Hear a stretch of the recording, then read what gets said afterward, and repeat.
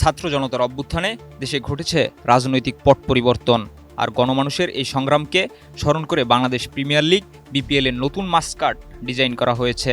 এই মাস্কাটটির নাম রাখা হয়েছে ডানা 36। বিপিএল এর নতুন মাস্কাটটিকে স্বাধীনতা এবং ক্রীড়া চেতনার নমনীয়তার প্রতীক হিসেবে তুলে ধরা হয়েছে।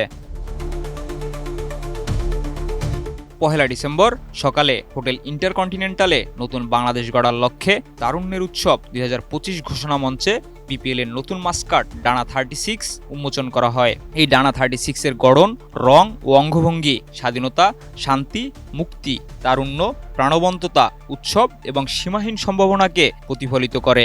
মাস্কাটের দুই পাশে থাকা 18টি করে 36টি রঙিন পালক 36 জুলাই অর্থাৎ 5ই আগস্ট 2024 পর্যন্ত ছাত্র জনতার আন্দোলনের অবিস্মরণীয় স্মৃতিকে তুলে ধরবে। ডিজাইন, এলিগেন্স, বিউটি, সেরা পণ্য সবার জন্য জেভিকো। এবারের বিপিএলে শুধু মাস্কাট নয়, আরও কিছু নতুন আয়োজন থাকছে দর্শকদের জন্য। শহীদ মুগ্ধর স্মৃতির প্রতি সম্মান জানাতে গ্যালারির দর্শকদের জন্য বিনামূল্যে থাকবে পানির ব্যবস্থা। গ্যালারির একটি অংশে থাকবে জিরো ওয়েস্ট জোন, যেখানে দর্শকরা নিরাপদ ও স্বচ্ছ পরিবেশ উপভোগ করতে পারবেন।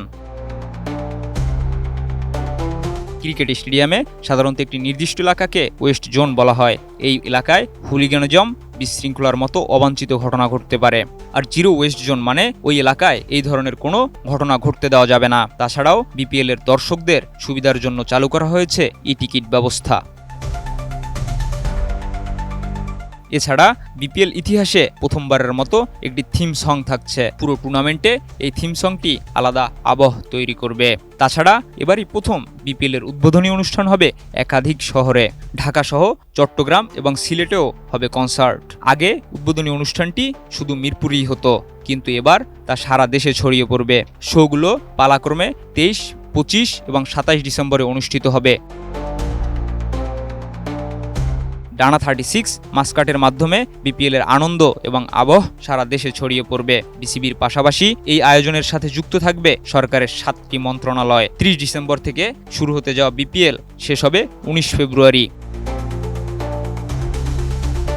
বিপিএল 2025 প্রতিযোগিতা হয়ে উঠবে তারুণ্যের উৎসব, যেখানে নতুন নতুন আয়োজন এবং চমকপ্রদ কার্যক্রম দর্শকদের আরও বেশি আনন্দ ও উন্মাদনা দিবে। Desk report, ATN news.